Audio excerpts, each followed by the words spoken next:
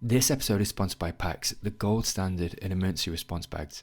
So when you're working under pressure, you need kit to be both dependable, tough and intuitive, and that's exactly what you get with PACS. Every bag is handcrafted by expert tailors who understand the demands of post-op care, from the high-tech, skin-friendly and environmentally responsible materials to the cutting-edge welding process that reduces seams and makes cleaning easier. PACS absolutely puts performance first. They've partnered with 3M to make perfect reflective surfaces for better visibility, and bright grey interior makes finding kit effortless and fast, even in low light. With over 200 designs, PACS bags are made to suit your role, your needs and your environment. And thanks to their modular system, many bags work seamlessly together no matter the setup.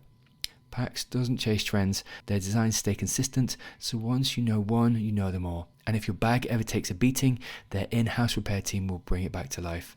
PACS are built to perform, made to last. Learn more at pacs.bags.com or head to the show notes for further details. You're listening to the Pre-Hospital Care podcast on the Medics Academy Network. Welcome back to the podcast. Today we're looking at a geriatric compilation, really exploring the intersection between frailty, falls and delirium in older patients. So it's a fantastic compilation of episodes, really. We're joined by Ian Wilkinson, James Adams and George Gill for this compilation. And we really just do break down the structured approach to assessment, including frailty scoring and cognitive evaluation. But we also look at the practical realities of decision-making for this population. We also look at the differentiation between delirium and dementia and some of the causes of confusion, but also how sensory impairment can further complicate communication and assessment.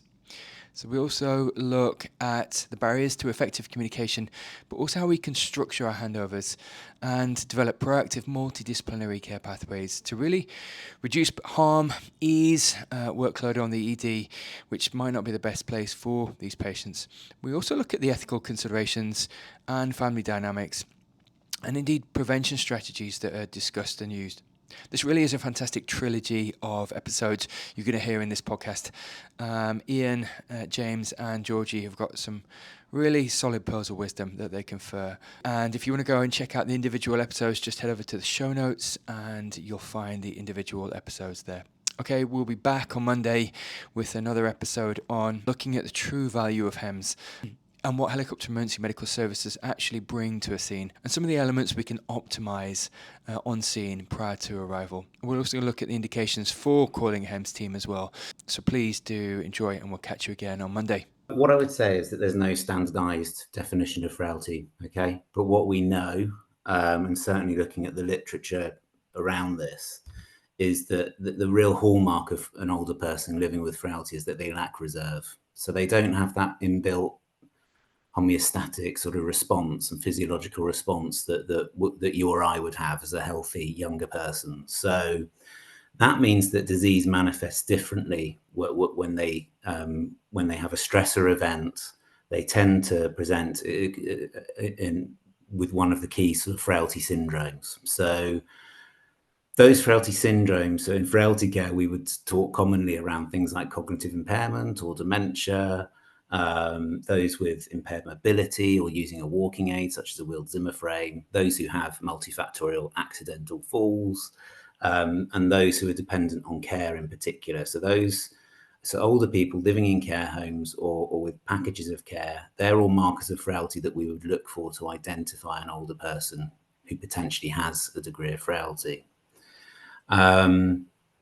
And I would say there are two key sort of paradigms. So one is really a frailty phenotype. So that's where you develop, so we would call it sarcopenia. So essentially you develop muscle wasting over years, and you have developed musculoskeletal frailty. So degenerative changes within the joints and muscle, which lead to gait and balance problems, mobility problems, and that then leads to that poor reserve that we've already touched on. So any stressor event coming along, such as an infection, or it could be a medication that's prescribed, or it could be an admission to hospital and a change of environment, could provoke that deterioration. And the other main paradigm is something called the deficit model. So essentially, this is what something like the Rockwood score is built on. So in essence, over time, you build up deficits. So any disease process that you have, any surgery, any disability that that happens to you over time is thought to lead to this lack of reserve in older age. So that's a very long-winded definition, but basically, older people living with frailty respond poorly and lack reserve in the face of a stressor event. In terms of identifying older people with frailty, I mean, the commonest tool we use these days is the Rockwood score, so the clinical frailty score. I hope many of the listeners have seen it. They probably have used it in clinical practice, I would have thought. So it's validated in over 65s. It's a commonly used tool throughout the NHS now. And actually, it's a critical part of handovers. And I know we're going to talk about that now. But actually, it gives us a picture of the degree of frailty that the older person's living with who may have had a fall at home as part of that handover process. So the score runs right from 1 through to 9. 9 we're less worried about, so that's more around patients coming towards end of life. So we kind of categorize them differently. So they're probably not living with frailty, but they may well be coming towards the end. And the 1 to 8 score is what we're really focusing on. So that's a spectrum of frailty, right through to very severe frailty with an anticipated life expectancy of less than 6 months in someone who has a CFS score of 8. It's very easy, I think, actually, to miscalculate a clinical frailty score when someone is unwell. And Ken Rockwood always talks about the fact that you should be calculating the CFS based on a baseline. And he uses about 2 weeks ago. So that baseline does vary. You know, if you've been unwell for a month, you will be more frail now than you were a month previously. But actually a miscalculation. And the Clinical Frailty Score app is really good for that because it breaks it down into a really simple series of 8 questions. And you answer yes or no to each of them, and it gives you a score. So I'd really, really recommend that to people. And then I think the third thing is a misconception is that we miss an opportunity to improve frailty, or we don't understand that people living with frailty can get better. And if you treat people's multimorbidity, which is different to frailty, but if you treat their multimorbidity and treat what is treatable, people become a bit more robust. And if you focus their dietary intake, focus their exercise, actually you can start to possibly reverse some of the clinical effects of frailty for some of the more frail patients. Gathering the key succinct facts that give a clear picture around an older person at home. So the pre-hospital assessment is critical for that, isn't it? You get unique insights into the environment that person's living in that it is impossible to get when someone lands in the acute trust. So I think, you know, having looked at an awful lot of paramedic assessments and actually indeed in primary care assessments, they're all very good at focusing on the problem in front of them. They're good at focusing on acuity. Some of the actual clerking type thing is better than the juniors do. So actually gathering the history in a succinct way, the initial clinical assessment, acuity tools such as News 2 and what have you. What can be missing are the key frailty elements. So what I would say is the CFS score is part of that. And obviously picking up on Ian's point, the 2 weeks ago is absolutely fundamental. So everyone, when they're sick, everyone has a CFS of 7 or 8. So cannot be used in that scenario. I think in particular, focusing on things like their social background. So what care and support structure do they have at home? What are the environmental risks? Are there any safeguarding issues that we need to flag early? Are there any pressure areas and damage and skin integrity issues? Is nutrition going to be an issue? Package of care, often that is missing in the initial history in hospital. So actually, what care do they have and infrastructure already, or are they from a care home? We should be commencing that kind of discharge philosophy as soon as they arrive in hospital. So that's often missed, and that can lead to protracted length of stay in the acute trust, which is avoidable. I think if there's been injury, obviously as part of a fall, I would anticipate that being part of a handover. Long lies are important. So actually we should be looking at CK, creatine kinase in the blood tests routinely.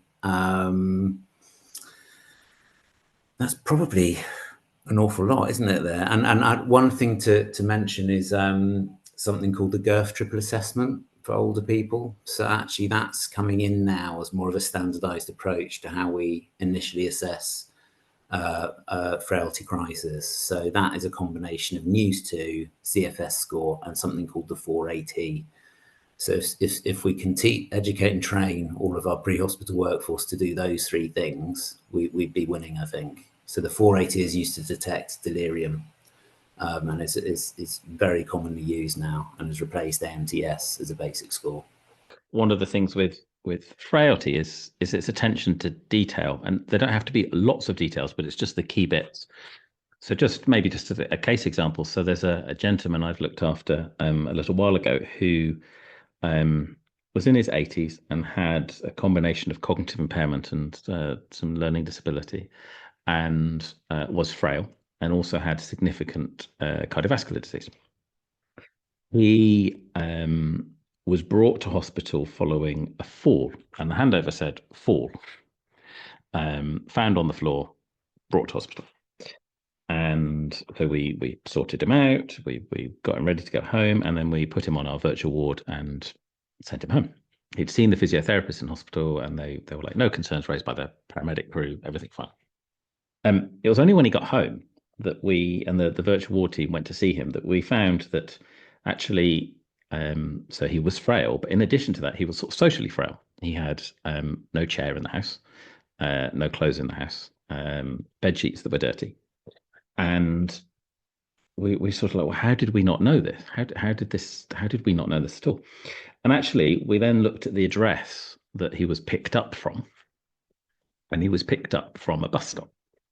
And the fall was outside in the bus stop. And it's just a tiny thing. It's a tiny thing, But if it had said, fall at home, house in an awful state, we would have addressed his care completely differently when we were coming to arrange his discharge. And I think it's, that's maybe an extreme example, but I think small bits of detail, down to, found lying on the floor in the kitchen, tiled floor, lots of rugs, just that little comment, lots of rugs, suddenly raises alarm bells, and people go, right, there's an intervention potentially we can do here, and a potential cause that we would never know unless we were in that building and having a look.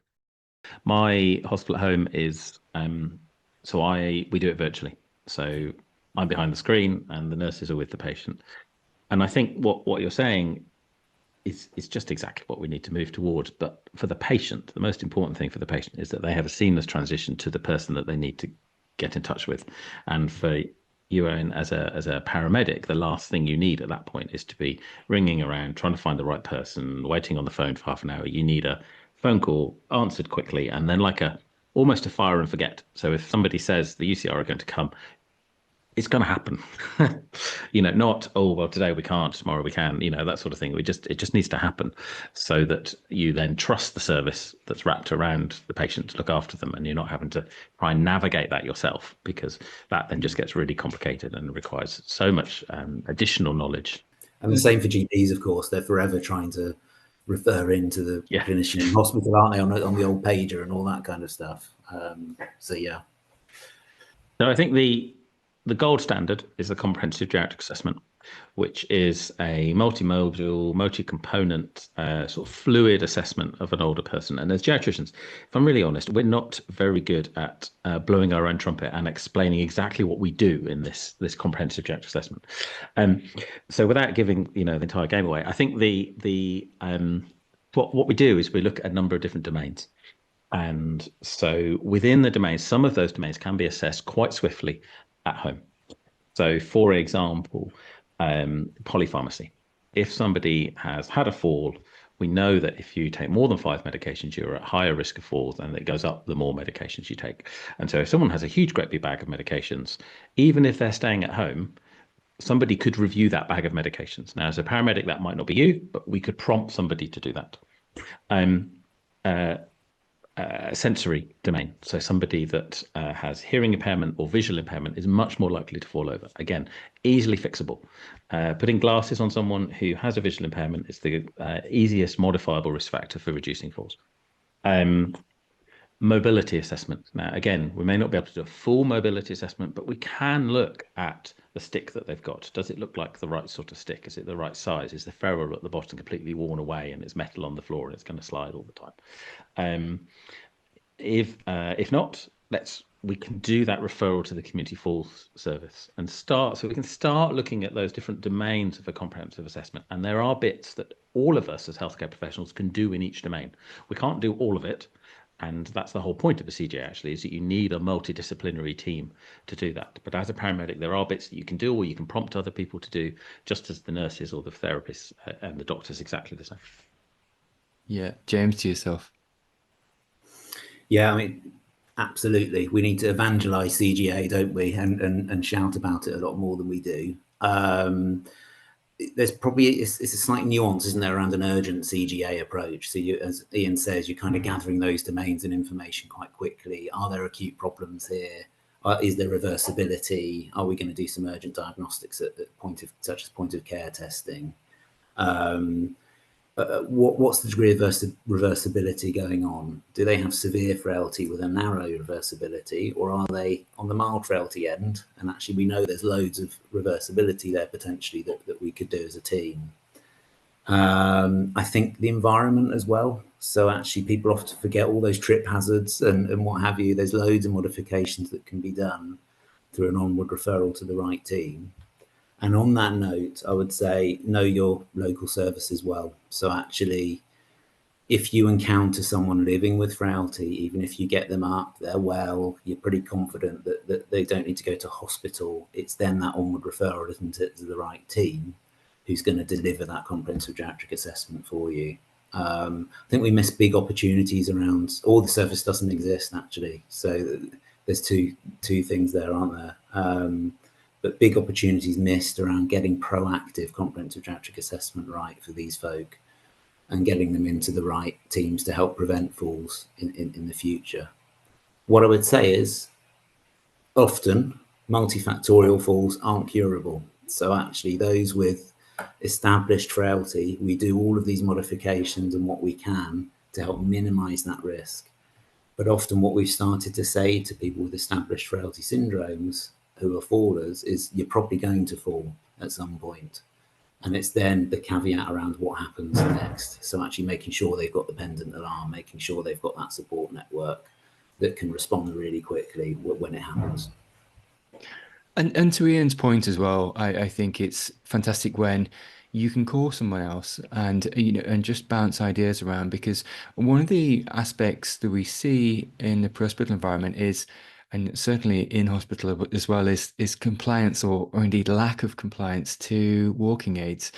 And it's really good to be able to jump on a call with someone like Ian and say, look, we have this 89-year-old male. He does have a walking stick. He's not really using it. But there is maybe an absence also of walking, of mobility aids around the house. Maybe it might be a bars in the toilet. But what do you think? Democratizing the shared decision making, but also articulating compliance to medication and to walking aids, and starting to, as you were saying, James, really start to look with a critical eye. Have they got a low? Is there quick wins? Is there a threshold in which they're not at immediate risk? We can get a walking stick to them same day or next day. That the team can come in same day or next day and start to do everything possible to stop that ED attendance, to stop some incremental and exponential risks from hospital-borne diseases. So, and I think this is really, and to Ian's point, we really need to leverage this. And I'm sort of on another soapbox, just trying to advocate for this, because I think paramedics really need to start to utilize these pathways more to speak to people like yourself and Ian, where we can start to have this shared decision making, articulate quick wins, and keep patients at home. Ian, to yourself. Yeah, I think we just need to be really clear. If you are a frail older person and you have a lot going on, if you come to the emergency department, the chances are you're going to have a lot more going on by the time you leave hospital. It is not safe for an older person to go through emergency departments and into hospital. It's not let's do that and that'll be safe for them. It doesn't work like that. Actually, it's the exact opposite. As much as we try really hard in hospital to make hospitals safe, but the physiology isn't there.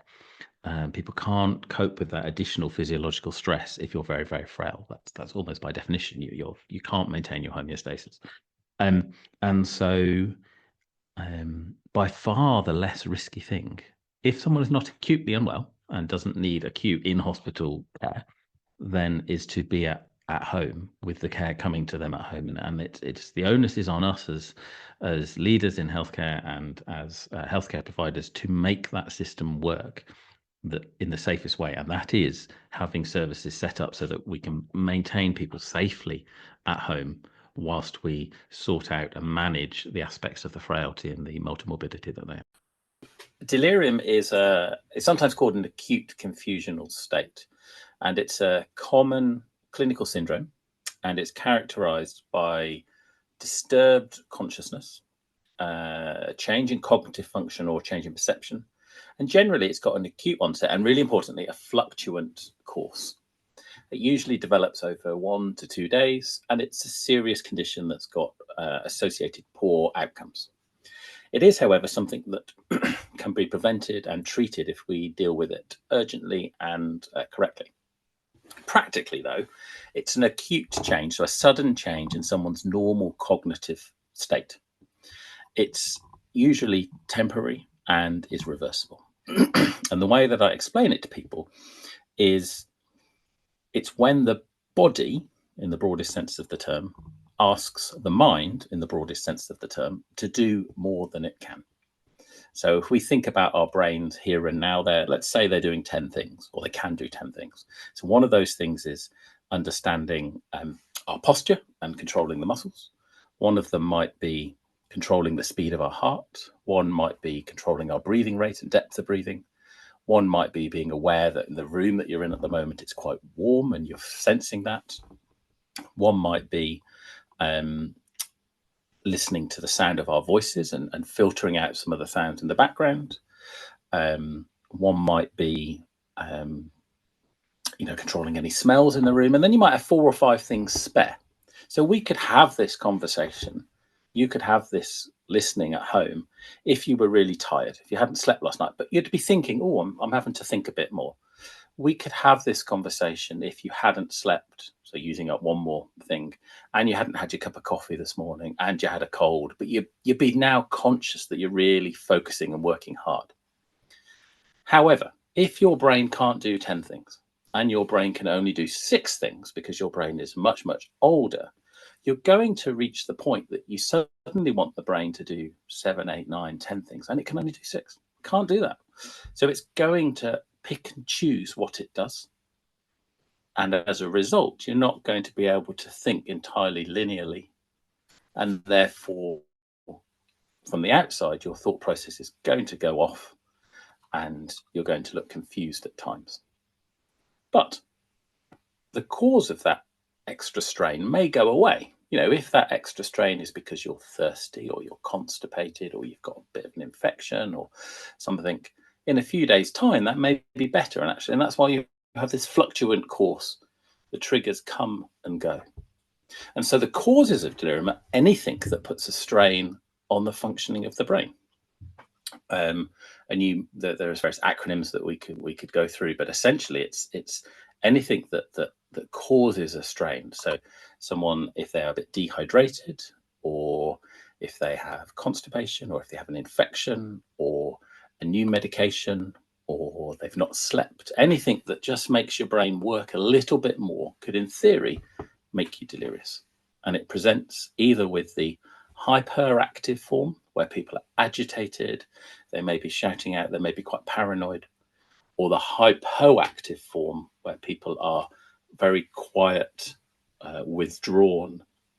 And sometimes you think about this as like an exaggerated response to illness. If you're an older person, us Me, as a 40-year-old person, if I have a cold, what I want to do, I want to curl up in the corner with a Lemsip and I want to be quiet. If you're a 4-year-old, that is not what you do. Everybody knows. And delirium is a bit like exaggerated responses to that. You know, you have the agitated response and then you have the quiet, withdrawn. And that's powerful to frame it like that, Ian, because as you said, it's a spectrum of presentations within that corpus of delirium.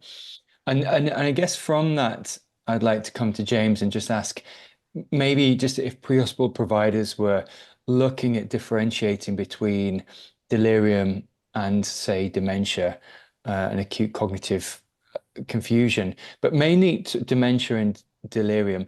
In my mind, something Ian said there, which is quite prudent to understand, is that delirium has reversible causes. There's a reversible element to delirium, whereas dementia has more of a longevity of decline. But maybe that's not true to say, and I'll get your perspective on this, James, because even within dementia, there is lucid periods. There's periods where, and also Ian said something about, you know, this long-term memory function, which is maybe preserved even in dementia.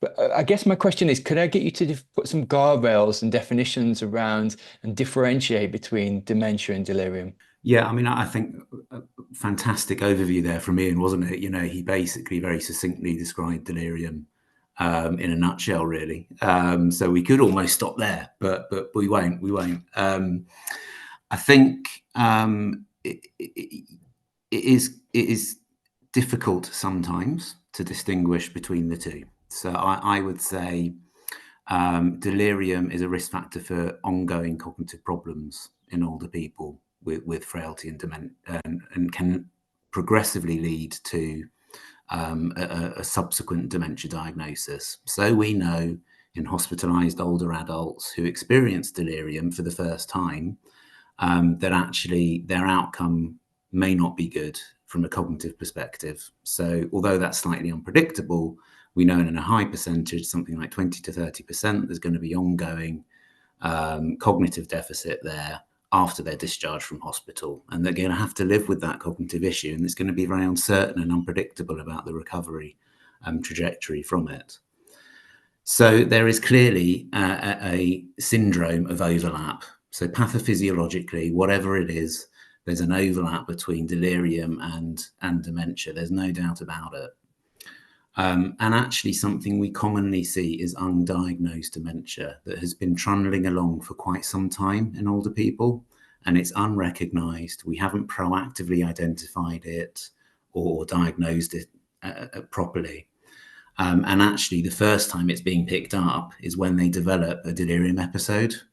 And that's clearly not right and not what we want really from our health and care systems, is it? We want to proactively identify at-risk individuals so that we can help prevent and put in those strategies to help prevent deterioration, and certainly to flag them as at risk if something happens to them and they end up with an acute confusion. So all of those factors are important for pre-hospital teams to know, that they actually play a critical role in identifying those who actually live with cognitive problems in general and are at risk before they even get into another healthcare provider. But also they are often the first responder who is there to pick up on the delirium state. And just picking up on Ian's point around the different kinds and the fluctuation between the two, and actually that's almost part of the diagnostic criteria. But in particular, the hypoactive state, I wouldn't miss that. You know, they're the ones who do really badly if it is missed, because often we say, you know, oh, it's an older person who's a bit more drowsy or was a bit tired today, and actually you're missing out on an important diagnosis of acute confusion and delirium, which is potentially reversible. And actually these are clinical emergencies often. We often say that in our teaching, don't we, that like a lot of emergency medicine, delirium is the one that we tend to miss as a key one, and we don't look in depth enough around the potentially reversible causes underlying it. And I would also just relate this to our previous conversations that we had around frailty and poor reserve. So actually I often I often teach, this is a frailty syndrome, that you can be physically robust, but you have an underlying cognitive problem. And actually you have cognitive frailty in that scenario. So you're vulnerable to what, and remember we were describing frailty and the stressor events that can occur. So actually any stressor event for someone who's living with dementia as a diagnosis, it can lead to an acute confusional state or delirium. And that's how it will present. And there's an underlying issue there. So a bit like frailty crisis, as we would term it, actually this is a form of frailty crisis for someone who has a vulnerable cognitive condition. The other thing I would say is that you don't always find an underlying cause. So actually, probably in about a fifth, something like that, the cause, whatever it may have been, is so subtle that we can't actually detect what it is. That doesn't mean that you shouldn't concentrate on all of the high quality care that you need to manage someone with an acute confusional state. Of course you should. And it doesn't mean that you shouldn't build all of those other things that we're going to talk about, I think, in due course, around involving family members, communication being key, collateral history building, and really finding out in depth what makes that person tick. And so you can build it into your care. So I think when we're talking to older people who have any form of cognitive impairment, whether or not that's acute and delirium or chronic and long-term, such as a mild cognitive impairment or dementia, I think clarity is really important. I think ensuring that people can hear and understand your voice and modulating your voice to a level and volume and such like that people can do, and not patronizing people. This is not talking down to people. This is not talking to people like their children. This is being clear and making sure that people understand. So checking understanding. Can you hear me? Can you understand what I'm saying? And sort of checking their understanding at the end of any consultation that you've done with them, just as you would do with anybody else that you were having a consultation with. And I think all of those rules still apply. I think if someone has delirium is essentially a disorder of attention and the domain of attention. And so somebody's ability to maintain attention on the topic will be reduced. And I think, therefore, when you're talking to them, it's important to try and segment up what you're saying to bite-sized pieces if you know someone that's got delirium. And one of the management strategies for delirium is to keep reorientating people.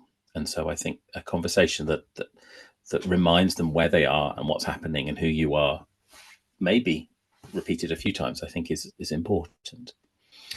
When someone has dementia, the strategies might change slightly. So I think you would still want to be clear and check understanding and all of those things that I said at the beginning. Sometimes reorientating people with dementia isn't always the most helpful thing. If they're calling out for their mother or their father and they no longer alive, then telling them that they're no longer advised isn't necessarily a helpful thing. But there is a thing called validation theory and validation therapy, espoused by Naomi Fell, and she's got some fantastic YouTube videos that you could look at. And what she would say on that point is that what people are asking for is the comfort that comes from having their mother or father around. And so you can try to engender that by picking up on that thing and go, oh, your mum sounds like an amazing person. Tell me about her.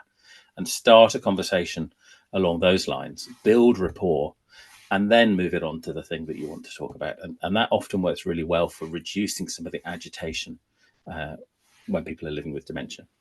It's probably worth reflecting here on, or certainly what one of the strategies we have when we're educating our teams is to actually try and use simulation a bit around this. So actually, one, around a scenario, and albeit it's artificial, but actually it can be a good construct to educate and train the team as to how to approach someone who's living either with dementia or in acute delirium episode, but also actually to train them in how terrifying it must be to be living with dementia, often in an alien environment, particularly in hospital. And it must be pretty awful and agitating having acute delirium. particularly with sensory impairments, which just compound the issue massively. So actually we have sensory impairment equipment now. So we basically put our practitioners, when we're training them, in these Frailty suits. So actually it's difficult to function. It kind of simulates the sensory impairment kind of perspective for them. So actually it's a way to engender this kind of empathy really with the patients that they're seeing. And the hope is that we can build in all of the techniques that Ian has described around how we, one, empathise with them, two, there are basic sort of things and interventions that we can put in place around, glasses and all the rest of it, but also, and how we can sensibly communicate with people who have cognitive problems. I think the reorientation thing is something that really gets missed on ward rounds and in hospital.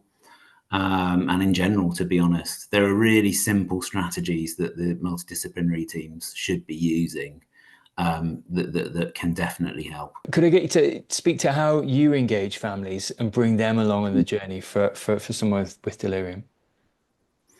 Yeah, and so on this, I'm going to go back to Frailty again, because actually the vast majority of individuals I encounter who have delirium will be living attached to the rest of their body, which is often has a degree of frailty. Okay, so actually these are people living with complex needs, and absolutely their core support network is fundamental to understand as part of that sort of syndrome. So it's not just about the delirium, it's about their whole person, and actually how they are living at home, all of that collateral information, that the rich source of information, if you spend time with families and carers, that they can give you is really, really vital.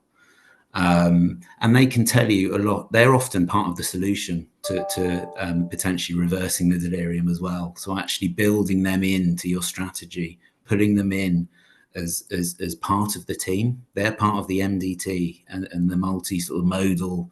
We wouldn't describe it like that to them, but they are part of a multifaceted intervention almost. You want to maintain normality for that individual as much as possible.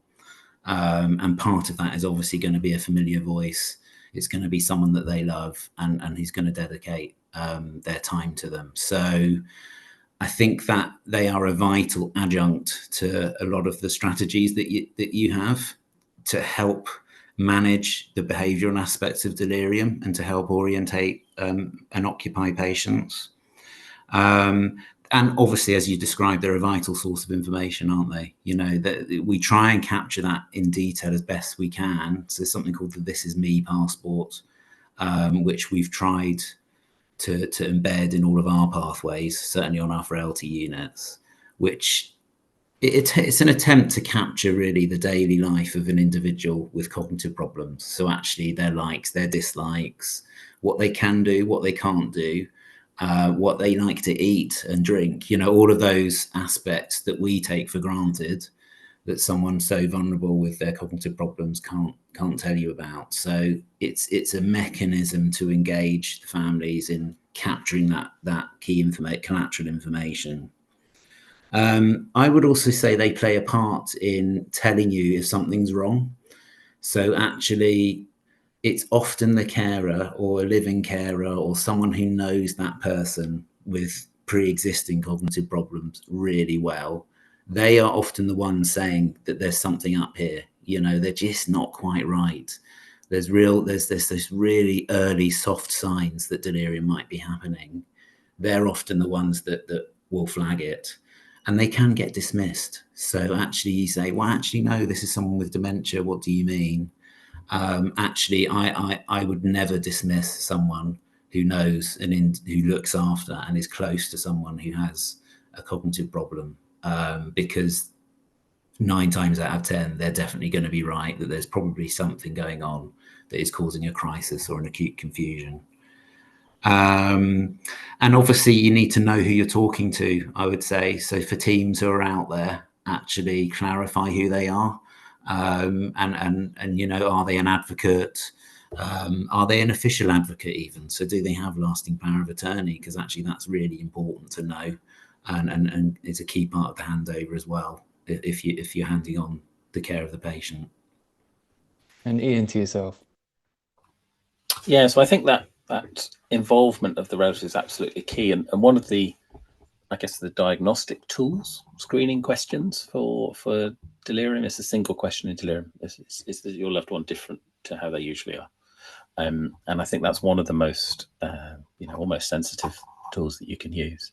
The 4AT is also helpful, and there's various other assessments that you can do with family members to try and work out what someone's baseline cognition is, that you can even use when they have delirium. So the IQ code or the 88, a couple of others.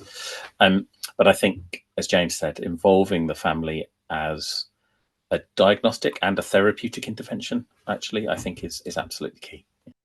Just looking and pivoting slightly to how we can start to align care, really, because you're right, there's continuity of care across the spectrum.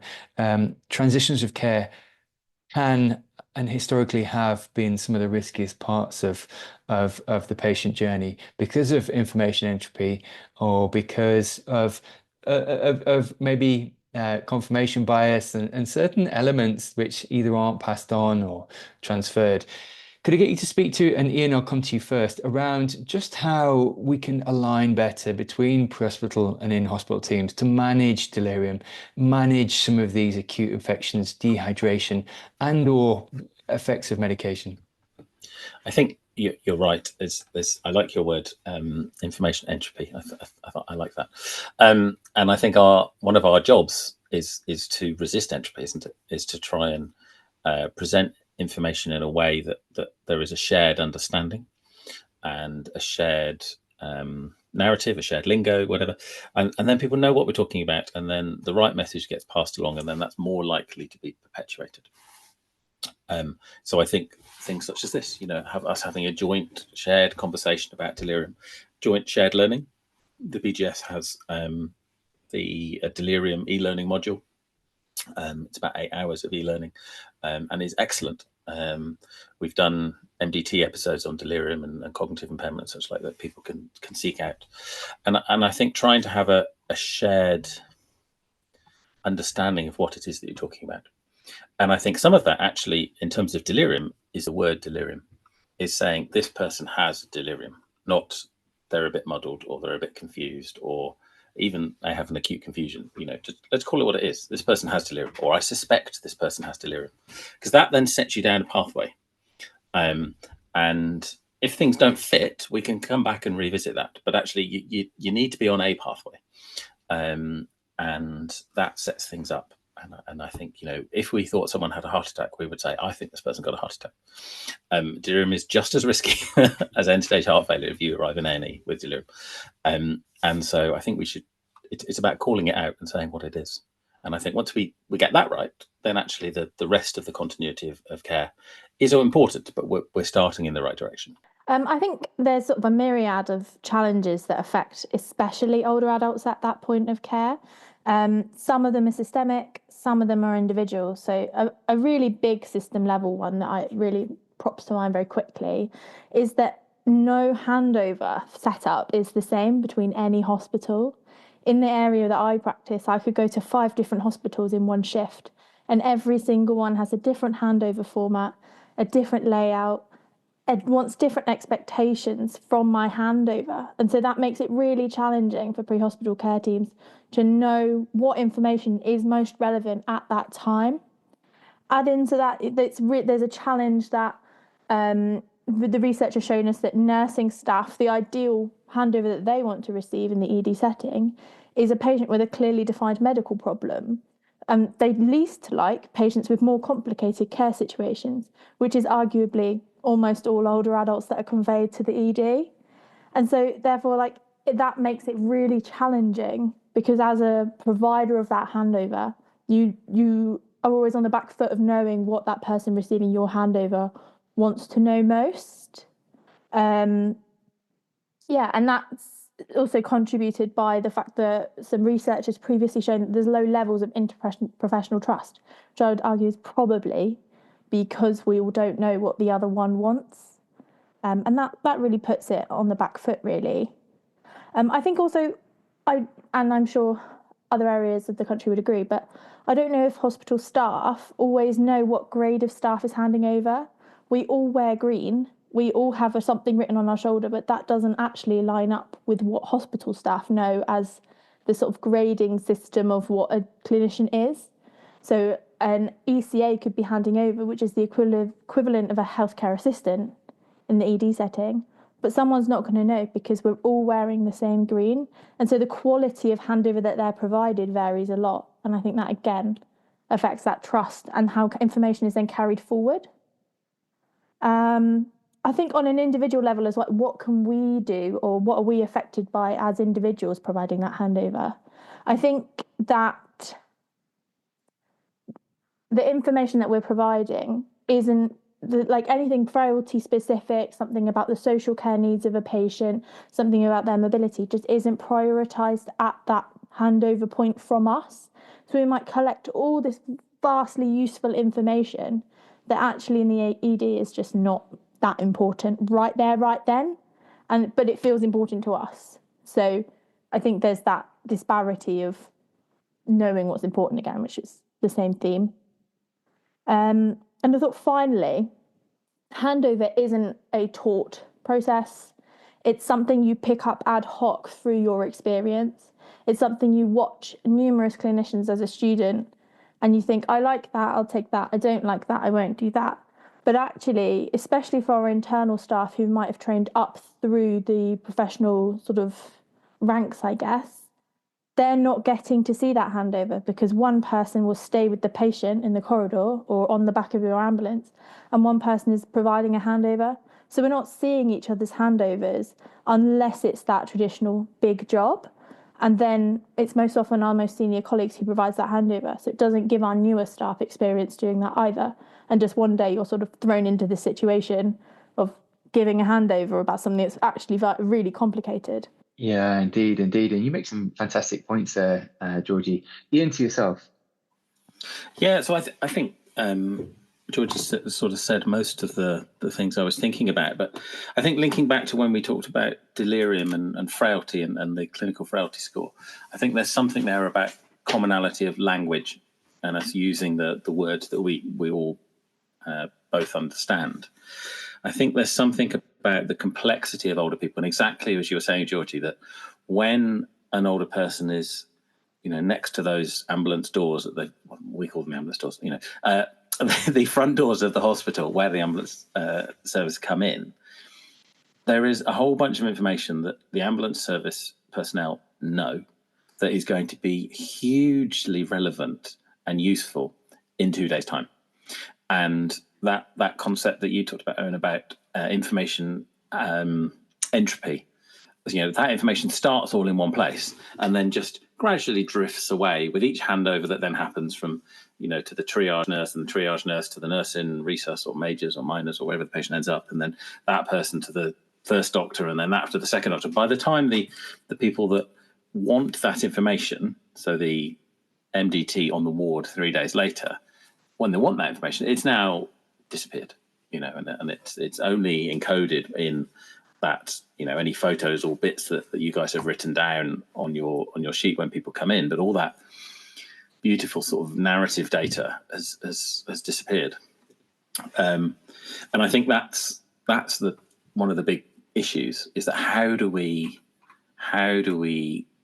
encode this data? How do we get this data in a way that actually it's still there when we want it, so that people aren't then recollecting stuff that actually as a system we already knew and we've just forgotten it over the last 3 days. In terms of us giving information, I think some of the things we talked about before are pertinent, about segmenting the information so that it's in understandable chunks. I think assuming someone has capacity is what the Mental Capacity Act says we should do, and it's absolutely the right thing to do, I think. So assume people have capacity to understand and try and start there and then maybe work up or down depending on how much you feel they understand. I think trying to maximise what people can see and hear is all going to help prevent delirium in the future and make sure that you have a better interaction with the patient. And so I think That's about lighting, making sure that the light is on. People can see you; they can see your mouth. You can see them. That both for hearing and sight. That I think if people have got hearing aids, it's making sure that they've got them and bring them to hospital. And if they've got a box with them in with a whole load of batteries in it, bring that too. Glasses, people have lots of different glasses. They have some for near sight, some for far sight, some for reading, some for driving, all that and the other. Trying, if it's possible, to find out the ones that are most relevant to a time in hospital, so that someone's not sat there with their driving glasses on for great distance when they're trying to read the menu in the hospital. The only thing I had to add was also make sure you're actually speaking to your patient. I think it's really easy when there's, especially in people's houses, there can be 4 or 5 relatives in the room and a carer and the patient. And it's really easy for that patient's ability to interact to get lost within all the other voices in the room. So I think even if you've realised, hang on, this person might not be understanding me, they might be too confused, or they might not have the ability or the attention to engage with this, I think there's still a value in speaking to them directly, even if you then are making eye contact a little bit with their relative, with the intention that the relative answers the question, because I think including them is respectful at the end of the day, but it also is empowering. Yeah, the thing I was trying to think about when I was saying earlier about hearing, and I think we've all got stethoscopes. And if you reverse your stethoscope, it's a great magnifier for sound. So if you put the earpieces in your patient's ears and then you talk into the other end of the stethoscope, that can sometimes, if people are quite deaf and they've not got their hearing aid or they've not got a hearing aid, that can be quite a useful, just little trick sometimes. So let's come to handovers, because we've already spoken at length about handover, but I think what we've omitted and what we should maybe double click on is really what we should include in handovers, some of the fundamental information that we should include, and that should be front of mind to Ian's point. So we're speaking a universal language. So Georgie, could I come to you first and get you to really speak to what key elements should be included in handovers to ensure that geriatric patients receive safe and effective care upon arrival? I think foundationally, when talking about handovers about older adults, we just have to accept that they're not going to fit the nice traditional boxes of a handover structure. They're not going to fit our ASHIs or ATMIST work format. And I sometimes don't think SBAR is quite right either. And I know that's pushed in the NHS, but I don't think that's quite right for the acuity of which an ED handover between ambulance and pre-hospital is. I think one of the key things to include in a handover is about care planning. Does the person have a respect form? What does it say? And what's the context of your conveyance? Lots of the time we are conveying people for a full workup and treatment because that's their wishes. But if they have documentation that's perhaps not supportive of a hospital conveyance, why are they here? What challenge have you been unable to meet in the community? And articulating that, I think, is really important, because that might be setting the tone for where this patient's journey is intended to go.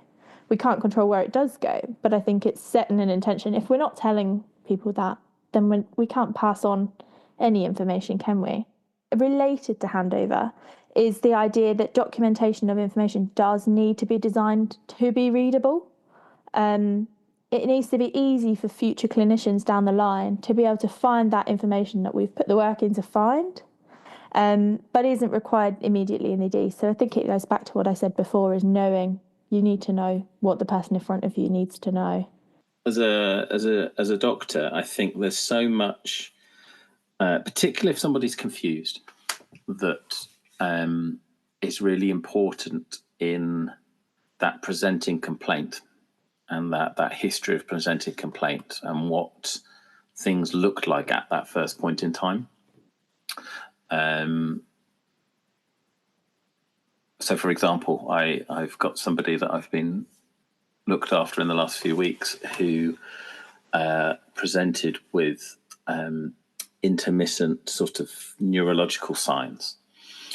And just having the really good description of what happened from the paramedic, which we found, was just so helpful in terms of describing, because this is something that happened a few times in a few hours. And actually, the debate for us was like, well, is this absolutely sudden onset? Is this a TIA or stroke type syndrome? Or actually, is this more like a seizure or temporal lobe epilepsy or something else, that's here? And actually, that initial description was so clear from the person who was actually with the patient when this happened. Actually, it made such a difference to us down the line after the first set of investigations, trying to plan what next.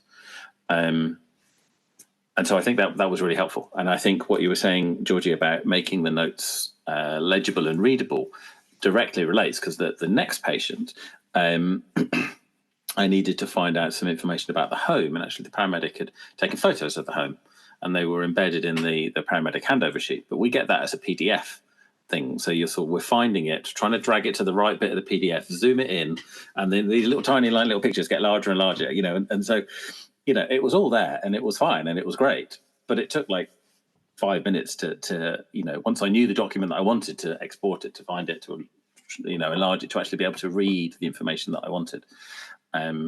So I think they're two really key points. I think it's the detail, and medicine for older people is all about detail, small little details, and knowing when you have to delve in to a lot of detail and when you can have that more of a helicopter view and not do that.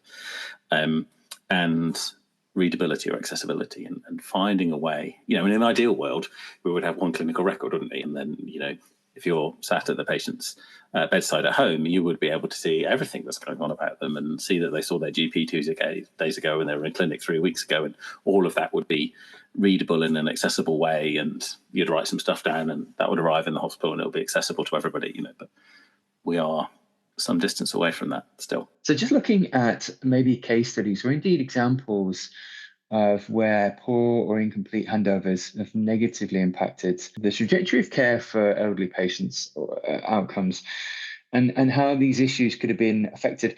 I'm double clicking on handover, because you said something fundamental earlier, Georgie, which is we're not trained in handover, yet it's one of the most risky parts of the patient journey, and transitions of care are risky. It's this vicarious learning through mentorship, but there's no quality assurance that that's the right way. And so there's no systematic training. So it's really important, because when you look at error chains, this can be a fundamental part of, like you said, complex. Geriatric care can be complex in a multitude of ways, with an overwhelming amount of information. Could I get you to speak to your thoughts on how we can stop some of these negative impacts of care, and indeed, like you said, maybe train better for them through feedback mechanisms? Or what are your thoughts, Georgie? I wholeheartedly believe that feedback mechanisms would be brilliant and have a really big impact on how our staff can learn and improve, and the quality of handovers would I think improve. Evidencing that is a lot more challenging. There's quite a lot of work out there about different feedback mechanisms in the pre-hospital environment, and looking at that feedback point between that handover of ED to hospital.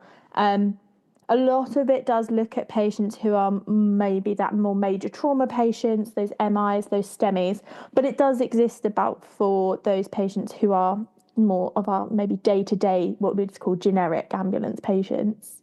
In my clinical experience, we're still just not getting quality day-to-day feedback. The feedback I'm getting at work is generally, I have to go and find the nurse because there was a particularly interesting patient, and they might be able to remember who I'm talking about, or I'm getting, a key performance indicator feedback from my employer. But that doesn't tell me how the feedback, like how my handover has affected my patient, or how my care has affected my patient's journey. There just isn't any way of getting that. And creating these feedback systems, while I was working as a teaching fellow, we set one up at East Surrey, and it was effective. We had some really interesting feedback. We had some great engagement from crews, but those systems are so reliant on someone being passionate and interested and wanting to set up and run this process. As soon as that person isn't able to, for whatever reason, then it just falls by the wayside again. And that means our staff are missing out. It means our patients are missing out. I think we can make an educated guess that every day there are patients that are conveyed to the hospital for a condition that's either manageable in community, but there's been some systemic reason why we can't manage them, or they do need to be there. But these patients are so complicated, and their journey and flow through the hospital is so complicated. You know, the hospital team, and even they might have had another community healthcare team that referred them to the ambulance service. Then they go to A&E, and then they go to MAU, and then they go to a ward, and then they're managed by a social care service. That it would be really difficult to extrapolate which point of handover was the one that affected them, because they are just so complicated. Feedback's important for two reasons, I think. One is trying to make sure that the handover process itself is improved. You know, if you come to hospital and you give a fairly shoddy handover and no one ever says, by the way, mate, that wasn't that good, you're never going to know. So you'll keep doing the same fairly shoddy handover and think you're doing a good job. Equally, if you do a great handover, someone should go, do you know, you nailed that. That was really helpful and that was really good. Well done. You know, that's the way we want everyone to do it, or, you know, and sort of pick you up a little bit, you know, because we never get enough, we never get enough positive or negative feedback in healthcare, I don't think so. So I think that's part of it. And then I think there's something about the kind of the next patient. So if you, and I think I touched on this before, this idea of illness scripts, that you have this sort of conditioned script or library of a condition in your head, you know. So if you've got someone that's got a DKA, you kind of have an idea of what a DKA, someone with a DKA might look like, and the pattern and stuff. And the more that you get feedback that, yes, that patient did have a DKA, the more that you start to add flesh and colour and depth and substance to that illness script, and the more likely you are to spot that same condition in the future. But if you are never able to seek that feedback, you drop somebody off that you think's got DKA, but actually we find out they've had, I don't know, a STEMI that got missed, or, you know, something else that presented in a similar way, then you never finesse that illness script. And so next time you go, you'll go, oh, well, that's DKA, but it's not. And you get it wrong again. And so I think feedback's important for developing one's own, like, clinical skills, let alone the handover skills. And both of those things are beneficial to patients. You're listening to the Pre-Hospital Care podcast on the Medics Academy Network.